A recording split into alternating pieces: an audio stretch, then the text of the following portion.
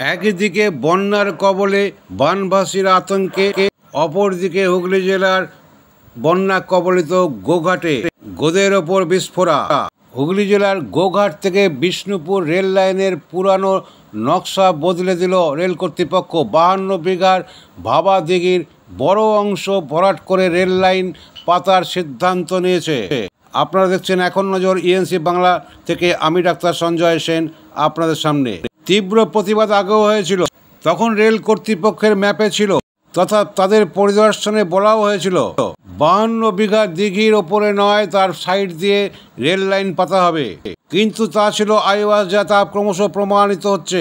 হাইকোর্টের মামলা বিচারাধীন। ভাবা দিঘি বাঁচাও কমিটিও হয়েছে এই 52 বিঘা জমি, যা বহু বছর থেকে দিঘি হিসাবে ব্যবহৃত হচ্ছে। তা যাতে ধ্বংস না হয় তার জন্য বেশ কয়েকবার সরকারের নজরে আনার জন্য ডেপুটেশন পর্যন্ত দেওয়া হয়েছে।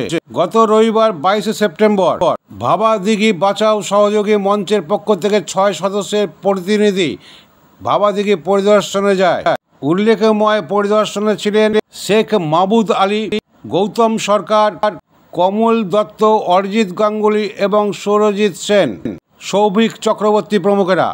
ভাবা দিঘি বাঁচাও কমিটির সুকুমার রায়, দিলীপ পণ্ডিত ও পঞ্চায়েত প্রতিনিধি কৃষ্ণা রায় সহ স্থানীয় মানুষের সঙ্গে কথা বলেন। জানা যায় 268টি পরিবারের বাস এই দিঘি সংলগ্ন এলাকায়, আর এরাই হচ্ছে এই দিঘির মালিক। এদের পরিবার সংসার চলে একমাত্র এই দিঘির ওপর মাছ চাষ করে। তাই কার্যত তাদের পেটে লাথি মারছে রেল কর্তৃপক্ষ। রেলের এই প্রকল্প 2017 সাল থেকে বন্ধ। মামলা চলার কারণে আবার তারা মাঝে মাঝে ভেসে উঠছে। রেলের জেদ, তারা দিঘির মাঝখান দিয়েই রেল ট্রাক নিয়ে যাবে। তাই দিঘির মালিকদের বক্তব্য, আমাদের পেটে লাথি মেরে কেন এই প্রকল্প বাস্তবায়নের পথে জোর জবরদস্তি করে আমাদের জমি কেড়ে নেবে? আমরা তবে কোথায় যাব? আইন তো মানুষই তৈরি করে, তাই আমাদের ভরসা পেটে লাথি মারবে এমন কোনো প্রকল্প কখনোই আইনি পাস হতে পারে না। কারণ এই রেল ট্রাক যদি দিঘির মাঝখান দিয়ে যায়, তাহলে ট্রেনের গর্জনে আওয়াজে যে ভাইব্রেশন সৃষ্টি হয়, সেই ভাইব্রেশনের আঘাত মাছ কিন্তু সহ্য করতে পারবে না। এই দিঘিকে ঘিরে জলজ উদ্ভিদ, জলচর প্রাণী, পাখি, স্থলচর প্রাণী এবং দিঘির চারপাশে প্রচুর গাছ নিয়ে একটি জীব বৈচিত্র্যের বাস্তুতন্ত্র গড়ে উঠেছে। তা কি করে ধ্বংস করতে চায় রেল কর্তৃপক্ষ? এলাকাবাসীরা চায় রেল প্রকল্প হোক, কিন্তু তা যেন হয় এই জলাশয়কে বাঁচিয়েই। তাই অন্যান্য স্বেচ্ছাসেবী সংগঠনগুলো যুক্ত হয়ে জোরদার আন্দোলনের পথে এবং পাশাপাশি আইনি লড়াইয়ের পথেও নামতে চায়। তাই এই পরিদর্শন এবং আগামী 9 অক্টোবর ভাবা দিঘি বাঁচাও কমিটি যেমন কর্মসূচি নিয়ে রেল কর্তৃপক্ষকে ভাবাবে, দৃষ্টি আকর্ষণ করবে, ঠিক তেমনি ভাবা দিঘি বাঁচাও কমিটির পাশে থাকবে নেতাজি সুভাষ সংহতি মঞ্চ, যারা পরিবেশ রক্ষার্থে বিভিন্ন কর্মসূচি এবং প্রকৃত অর্থে যে কোনো ঘটনায় জাস্টিস থেকে বঞ্চিত যাতে না হয়, সেই লক্ষ্য নিয়ে তারা এই নেতাজি সুভাষ সংহতি মঞ্চ গড়েছে, যেখানে বিভিন্ন স্বেচ্ছাসেবী সংগঠনগুলিও আছে। সকলকে নিয়ে ভাবা দিঘি বাঁচাও কমিটিকে আরও স্ট্রং করার লক্ষ্যে আগামী 29 সেপ্টেম্বর রবিবার হুগলি জেলার শেরপুলির বিবেকানন্দ উচ্চ বিদ্যালয়ের সামনে অনুষ্ঠিত হবে। তারপর সেখান থেকে কর্মসূচি গ্রহণ করে ভাবা দিঘি পরিদর্শনে আবার যাওয়া হবে সকলকে সাথে নিয়ে। এ খবর জানান নেতাজি সুভাষ সংহতি মঞ্চের মাহমুদ আলী এবং অমিত দত্ত। শুনুন মাহমুদ আলী ভাই কি বলছেন। চাইছি রেল হোক, কিন্তু এই ভাবা দিঘিকে পরিবেশকে বাঁচিয়ে হোক। বেশ কিছু লোক নিয়েছে, তবে কম অংশ, সেটা হয়তো খুব জোর 30-32 জন হবে।